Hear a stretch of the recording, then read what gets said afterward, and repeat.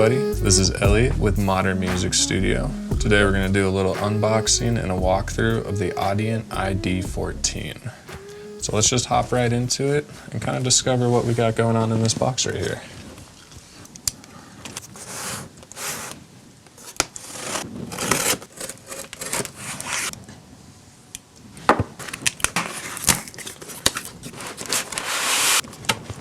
Alright, so here's the box that it's going to come into.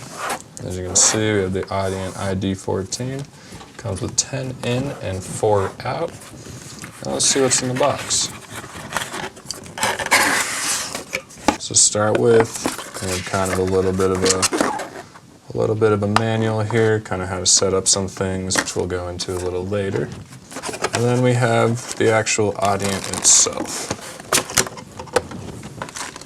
So, upon opening it, you'll notice you have just the Audient, but as well as your power adapters, and it looks like a USB cable to go with it. Generally, I would recommend sticking with the cable and the power adapter that comes with it. The power adapter is just going to make sure that you're supplying the correct amount of power to it and right voltage and ampage. That way you're not going to do anything to harm the Audient.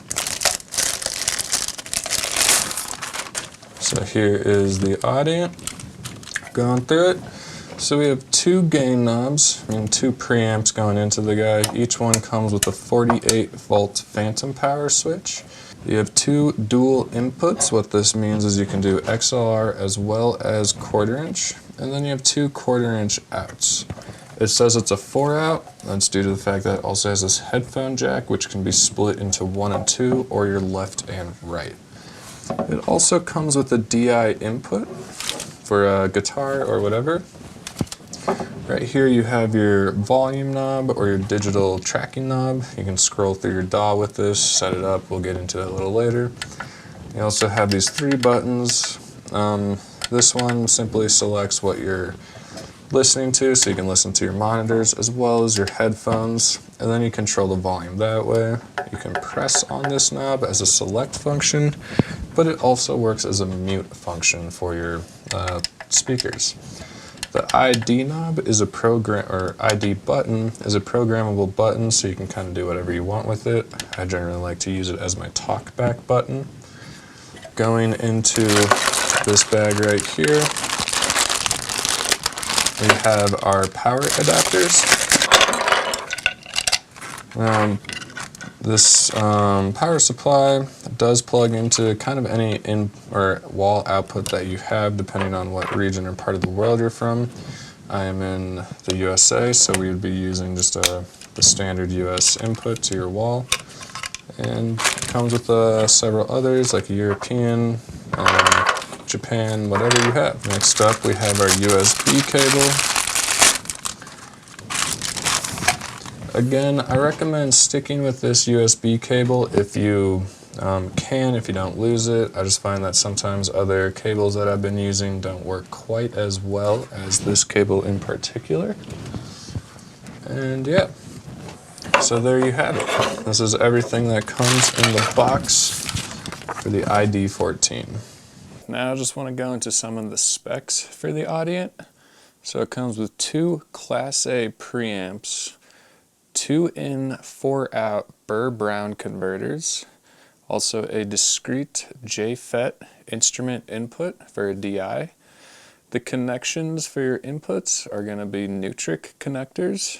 It also comes with an 8-channel ADAT connector if you want to expand from 2 inputs to 10 at one time. It also gives you the jog wheel and these 3 buttons that will allow as kind of a DAW controller. Okay guys, now that we have this unboxed and plugged in, let's get into it. So let's set this up with your DAW. Today I'm going to be using Ableton. It works with any DAW that you use. It is an audio interface, so it can work with Logic, Pro Tools, Reaper, whatever you're using. So first off, let's just make sure you're plugged in. In the back you have a left and a right output.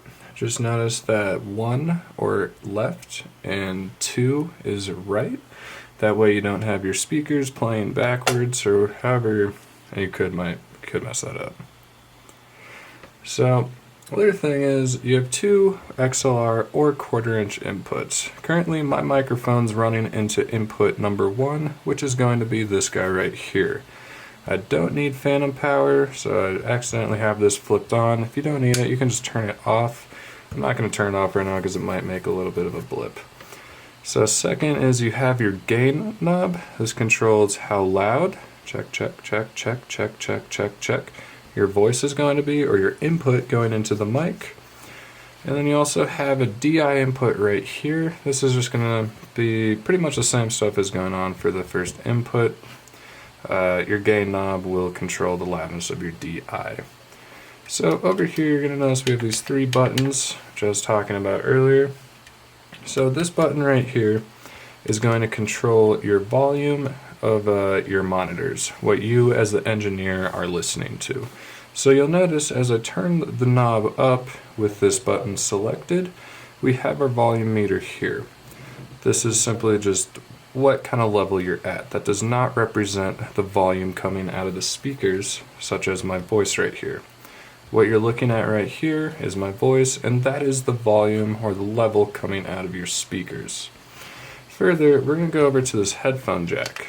So this button controls your headphone jack, and it's the same concept. You can just turn up right here, and this is going to, that's full volume. It's red, don't be scared from that. That just simply means you have it turned up as loud as it goes. And then you have your voice right here, or your input right there. So a quick note is when you click this button, you'll notice this button starts to blink. Now that it's blinking, that means that this output is muted, and the same goes for the headphones. When you click the button, it will begin to blink, and this will just simply mean that the output is muted.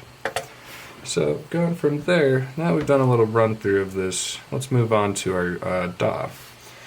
So coming over here, you'll notice I have my TB track. This is just me, this is my voice right here, and I already have it kind of set up and ready to go.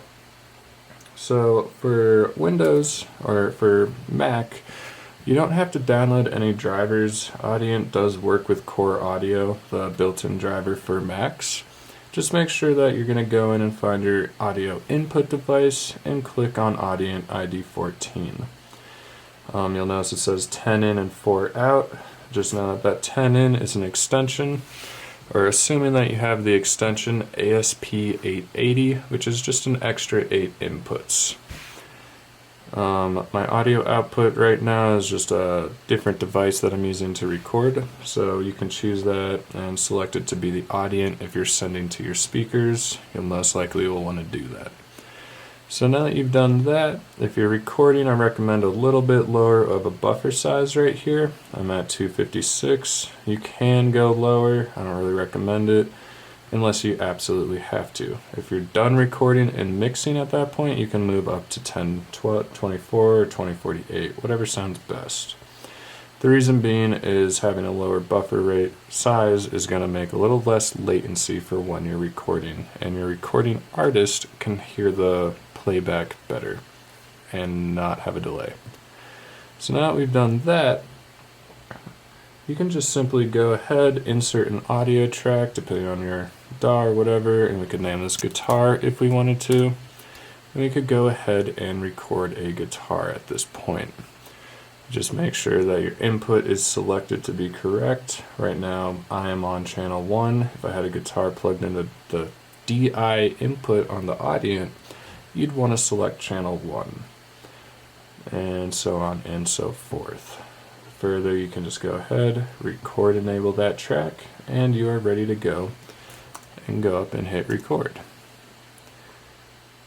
So now we are recording a track. And I could be like, yo, what's up guys? This is Elliot at Modern Music Studio. So that's a quick little run through of the Audient iD14. We also have a little run through of how it works with the ASP880 up here. And if you have any questions or comments, please let us know below, and we'll be sure to get back and maybe make a video about it. Thank you guys so much.